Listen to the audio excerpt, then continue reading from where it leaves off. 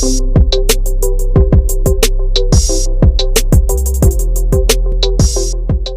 now we're going to talk about how to properly apply a traction splint, a hair traction splint. So a hair traction splint is a device that we will use to immobilize a femur fracture. Femur meaning the big bone in the upper thigh. The signs and symptoms for that is going to be pain in the area, obvious deformity or swelling. There's going to be maybe some discolorations from internal bleeding. And then you might see some shortening of the extremity and rotation of the extremity. I'll talk about that a little bit when we get down the floor here and actually put this on. With a traction splint, you always want to make sure that you're checking your pulses, your motor, so the ability to move and wiggle their feet and their toes, and their ability to feel the sensory, pulse motor sensory. You hear us refer to it as PMS. Before and after you splint, always before and after. You have to remember that, okay? So there's two types. You've got an adult traction splint and a pediatric traction splint. A lot of times you can just tell by the size, right? They'll also say it on it. This one says pediatric on it, and this one says adult on it, okay? When you pull them out of their case,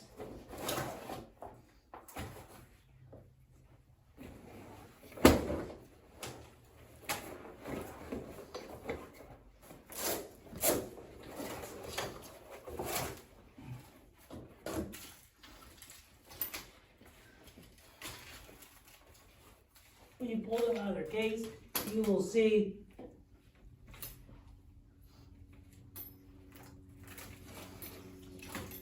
that one is a little bit longer than the other. That would typically be your adult, and this will be your pediatric. You can also see that this one's a little wider than that one, okay? In this case, I'm actually going to use the pediatric one on this mannequin because this mannequin is a little bit smaller than most mannequins. Now, when we're applying the hair traction splint, the whole ideal for the hair traction splint is to stabilize the femur fracture. Because we don't want the patient's femur fracture to become unstable and either injure any more blood vessels or any other internal injuries caused by those sharp edges of those bones that is broken inside of the leg there. So when we apply this traction splint, the idea behind it is to minimize further any more injury to your patient, as well as it will help with their pain, okay? So the hair traction splint is designed to be measured on the patient's uninjured side. So in this case, if the patient has an injured right extremity, we're gonna measure this on the patient's left leg, okay?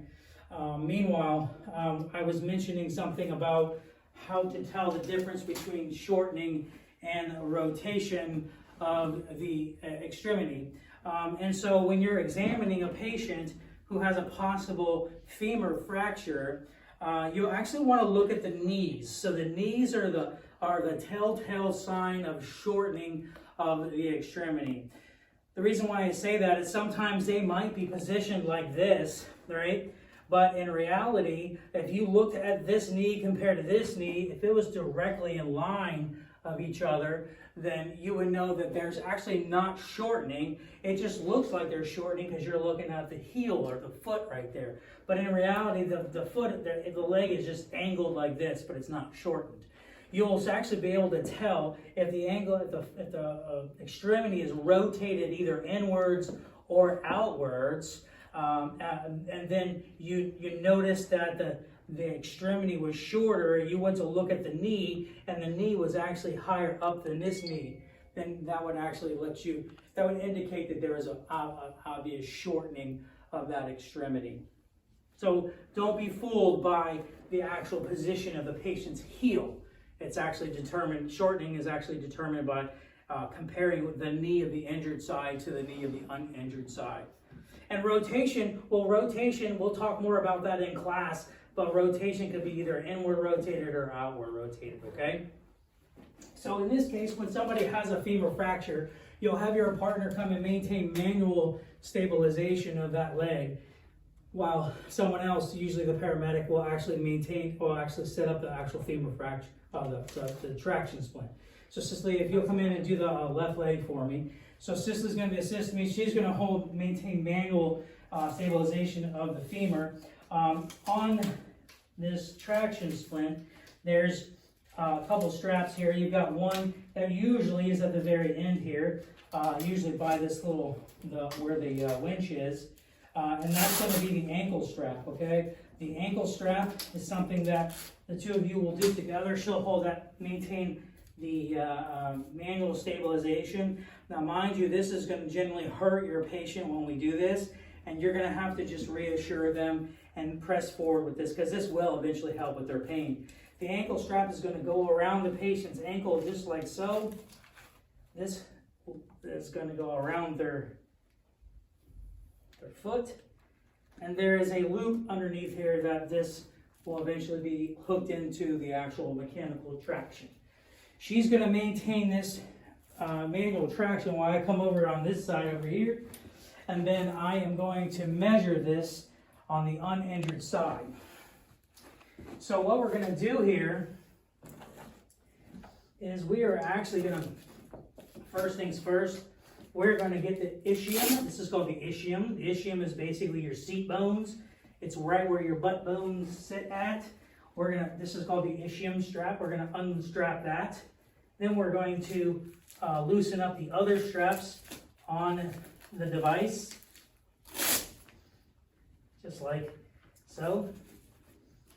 And then when I position these straps, all right, so I'm going to get my straps ready before I begin to measure it. I'm going to get the straps ready here. I'm going to un-Velcro these straps here, so that way I know that they are ready to be positioned on the patient. And then I'm going to take this device right here, and I'm going to put it right up against the ischium, right underneath where the buttocks is, okay? Right where that buttocks ends and the hamstring begins, okay? So I'm going to put that right there, and then there's two black screws right here. You're going to unscrew those screws, and then you're just going to loosen this.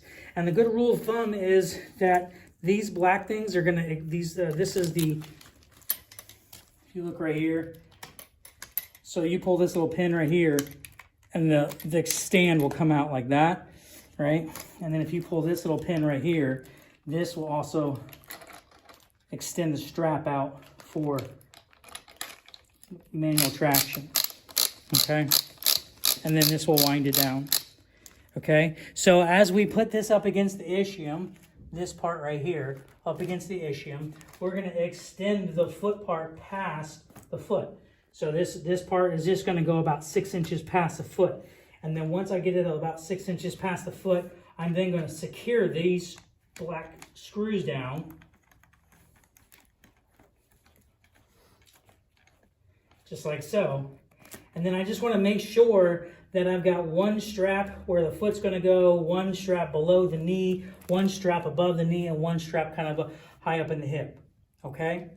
So now this is ready to go. This is measured and ready to go on the other side, and I'm going to position myself. So if you want to follow me onto this other side over here, I'm going to position myself coming around the patient here.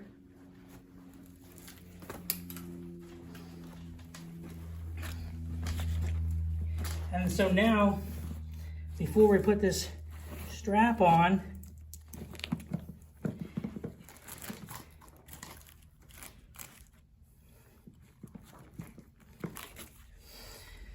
so what we'll do here is now we're going to get this splint up underneath the patient's leg. This part sits right underneath the butt bone there, the ischium, and I want to just make sure that my straps, one is going to be above the knee, one's below the knee, and one's going to be right here by this strap like so. And then what I'm going to do is I'm going to reach between the legs and I'm going to grab this ischial strap just like so.